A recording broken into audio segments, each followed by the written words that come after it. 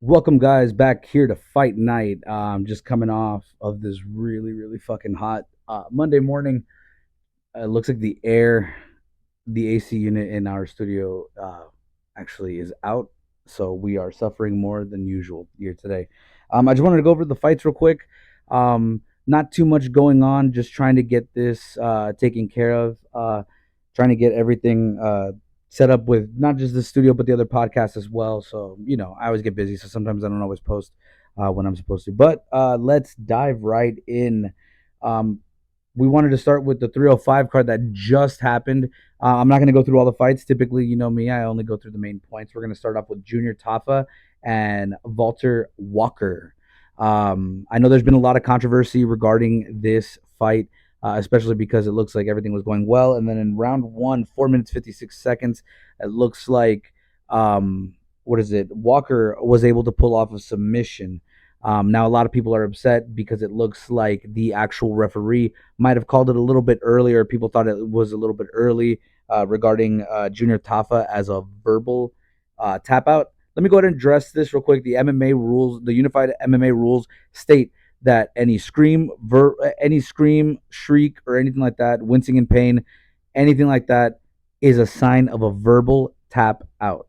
It is a sign of a verbal submission, and the referee can interpret that as a submission. Now, do I think it was a little bit early? Yeah. Did I not agree with that call at first? Yeah, absolutely. After watching the fight again this morning, I actually think the ref made a good call. The ref made a good call. I was really pissed off at first, but hey, dude, don't scream. Get out of it then. You know what I mean? Like, do what you got to do. So there's with that. So if you think that he won, he didn't. He did do the verbal tap out, and I agree with that. So you know, there's nothing you could do there. Your boy lost money yesterday, and I'm a little sad about that. But we will get into that right after this. It looks like we had one of our favorite guys, Jingling, or at least my guy, Jingling. No, Li Jingling versus Carlos Prates. I was very surprised. Prates looked great. He paused himself. He kind of paced himself a little bit as well. Not paused himself. What the fuck was that? He paced himself. See, I almost did it again. He paced himself a little bit with Jing Lang and was able to actually get that TKO. I was really happy with the result. It sucks because I do like Lee and I really do like how he fights, and he's been always like a fan favorite for me. But it was good to see Prates get that win over him, kind of put him in another category. Big fan of Carlos Prates as well. Looking forward to see what goes on in the future with him. As far as Jing Lang losing any stock, I don't think so. I think he's just getting older there and just doing the thing that time does. But he's always a fan favorite, so I can't wait to see Lee back in the octagon as well, along with Prates. Now, here's where it really gets fucking crazy, right? So it looks like there was two fights here with one with Dan Hooker and Gamrot, and then Tai Tuivasa and then Rosenstruck. So the Rosenstruck fight with Tai Tuivasa, my boy, this is the fifth one. I do believe, if I'm not 100% incorrect, that you out of here. But it sucks because I like Tai Tuivasa. I was looking forward to seeing him fight. Um, didn't really wasn't super impressed with Tai Tuivasa. Rosenstruck got the decision, so I was happy with that. However, however, there was that famous 30 and 27 card. 30 and 27. Bro was on FanDuel. The judge was on FanDuel fucking doing that shit. 30-27. I'm so glad they fucking moved that judge out of there, bro. Oh my fucking god. How do you score a fight 30-27? I don't think I've ever seen that in my life, and I've seen some brutal ass fights.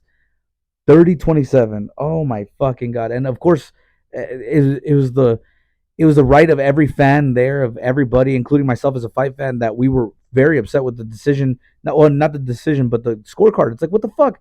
How do you judge so badly? Like, at this point, what are they going to end up doing? Like, I'm glad that they removed the judge, but what are they going to do for the future of the sport? You know, you have these guys who are hanging by a thread.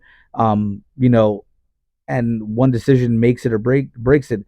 I'm not looking at anything tied to Avasa. He's had lost in the last 4 fights that he's had. I can't remember one he actually won. If I do find one, I'll edit it here. You'll probably see it. But other than that, Taito Avasa, you were looking like you were out of there anyway, bro. So, but Rosenstruck, I'm glad that he got the decision. Fucking stupid ass 27-30 card. They should launch a formal investigation for that one. I think there was some manipulation there for sure. Um, and then, other than that, I was pretty good with that fight. I love seeing Rosenstruck. He's always a fan favorite for me as well. At least again, in my opinion. Um, Not many people agree with my opinion, but who cares? So we had Dan Hooker and Gamrot. Now there are a lot of people, a lot of people that I know specifically included, who said that Gamrot won that fight. Now I don't think that Gamrot was robbed. I do think that he might have had a little bit of an edge. But I think Dan Hooker kept pulling it off every single time. Now I know that I can't remember the fighter. I can't remember. It wasn't Sandman, but it was another one who was talking about Dan Hooker and Gamrot, and they were saying that Gamrot controlled the whole round, and then the last 30 seconds, Dan Hooker would go. I I I don't think that's completely correct. I know that Gamrot would control a good majority of the round at the beginning, or try to at least. But I do think that Dan Hooker was kind of was kind of repressed a little bit. Like I think they made it seem like it was a complete robbery, and I don't think it was that much of a robbery. I think it was pretty close. I'm glad that Dan Hooker got the win. It's always good to see Dan Hooker win. Um, Not sure what was the with the whole Backstreet Boys haircut, but we'll figure that out later. Blonde, I was like, is that a good career move, my guy? Whatever though. Anyway, glad Dan Hooker got the win. Gamrot, again, I don't think you lose any stock. Dan Hooker's pretty crazy. He's a beast. Hate the commentary team with Dominic Cruz. Just wanted to throw that in there. There's really no point of that, but I just hate you guys, or I hate Dominic Cruz. DC, love you. John Anik, all the love. Dominic Cruz, well, there you are. So the other one that we had Kai Kara France versus Steve, pardon me, Urseg or Urkeg, Urseg. We're gonna say Urseg. It sounds better. Kai Kara France got that TKO round one, 4 minutes of four. Not really any surprise with Kai Kara France. If we've been watching, this looks like a natural progression. Um, I like that Ursig was still there. 12-3-0. Well, I guess it's more now, but still 12-3-0 at the time. Pretty good. Came up with a good challenging plan and just didn't execute for him, unfortunately. Um, it kind of sucked. I'm going a little fast here because we're gonna go into the last one because the last one has the biggest meat and potatoes for this. It's the Dracus Duplessis versus Israel Adesanya fight. Now I know everybody watched. I know everybody had their heart set on Izzy, or for most people, they did. My cousin made a good point of Dracus being able to take down Izzy, and of course, yeah, that we all knew that was going to happen. We all knew that Dracus was not going to be able to stand with Izzy. However, I do still think that Dracus was still able to go toe to toe with Izzy, um, even in the striking pattern. I mean, everyone was like, "Oh, Dracus is getting tired. Dracus is getting tired." That's his signature. All those flailed shots, and then all of a sudden, boom, he lands one clean, and the whole fight changed. I was talking to my brother the whole time, and he's like, "Oh, you really think Izzy's gonna lose?" I was like, "It looks like Izzy's winning." I had Izzy winning a good amount of the rounds, and then Dracus comes out of nowhere. I was like, "But that's what happens with Dracus. He's very clumsy. He's a big oaf, but he's really good at what he does, and it works for him. And it's crazy that a lot of people don't give him the dues that he deserves rather. Um, and I think it's time that we start putting Dracus back on the map and on a good note because he's beaten a good amount of opponents. Again, I had no delusions of Dracus. I knew Dracus could probably do this. I knew that Dracus was probably gonna get it done. I just really wanted Izzy back. I thought Izzy was going to be the wrecking train. We all had the predictions. I thought Izzy was going to go beat Strickland, and then I don't think he was going to go to 205, but I thought he was going to go and beat Strickland and then be like, dude, I've beaten everybody. I'm out. And then leave. Unfortunately, it didn't go that way. But Drakus said that he has a plan to steamroll through Sean Strickland. So if he does that, it's going to be great to see what he can do against Sean Strickland for the second time. Again, I had Strickland winning the first fight, but now with Drakus being able to defend his title and everything like that, he has that confidence coming in. It's going to be dangerous to see what he can do with Strickland because he's going to be like 20% better. Um, but yeah, it's going to be interesting. I know that Strickland's not going to take it easy. It's not going to be an easy fight for Drickus, but I believe that he can do that. And then he talked about going to 205 with Alex Pereira. Dude, if you want to do 205, go ahead and do 205. That's up to you. I don't think that there's any need for you to go to 205. I think that you should have Alex go down, even though they're going to say, hey, we had to cut so much weight. Oh, well, bro, like this is what you signed up for. This is fighting. You didn't want to do it. Don't call anybody out. Don't say, oh, I'm going to come back down to 185. And no disrespect to Alex Pereira. I love Alex Pereira. I love what he's doing. I think he's phenomenal. I think he should be athlete of the year by MMA standards just because he's filled in so many gaps and so many things. But saved cards and everything like that. But I don't think that Drakus needs to worry about anybody saying that Alex Pereira is going to be like, oh well, I cut too much weight. No, like that's what you signed up for, and Alex is a beast. If he can't do it, then there's really no point of the hype for Alex. Like, yeah, he's great and he's a phenom and he's been doing great in two divisions, which is great, awesome. But if you can't drop and gain and drop and gain and drop, and I know I'm being picky in particular, but look at Canelo, look at McGregor. I mean, yeah, he's never going to go back to 170 ever again, but or 155 ever again. But at the same time, it's like I don't know, but that's just my opinion. I think wherever Alex goes, I think he can dominate. I think he might have his hands a little full with Drekis, especially if Drekis goes up to 205.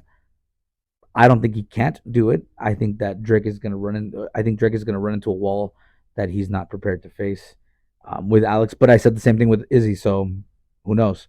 Um, we're gonna get started with that there with Alex. I'm already hyping it up for Alex. I'm not even really acknowledging the Strickland fight because that one is going to be too close to call. So that's what I mean by getting started with that.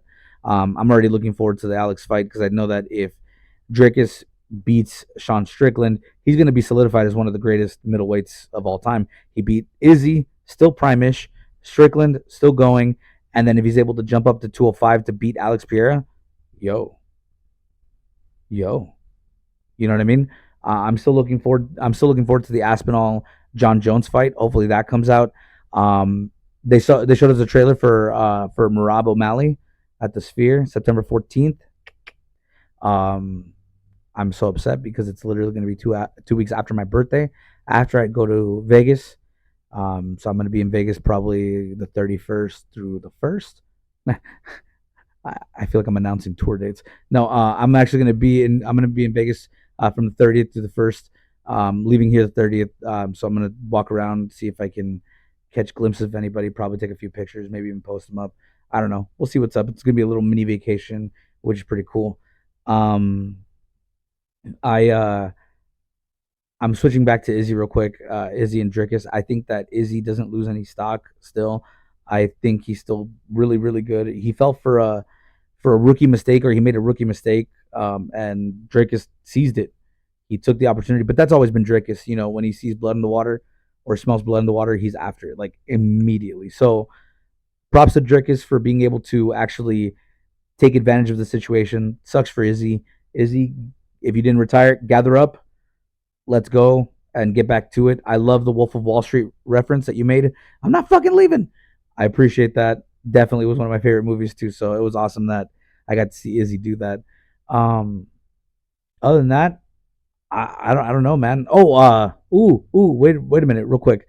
That trailer was great, and they're already announcing again, Khalil Roundtree with Alex Pereira for what is it, 307. 307. My boy just doesn't get any rest, bro.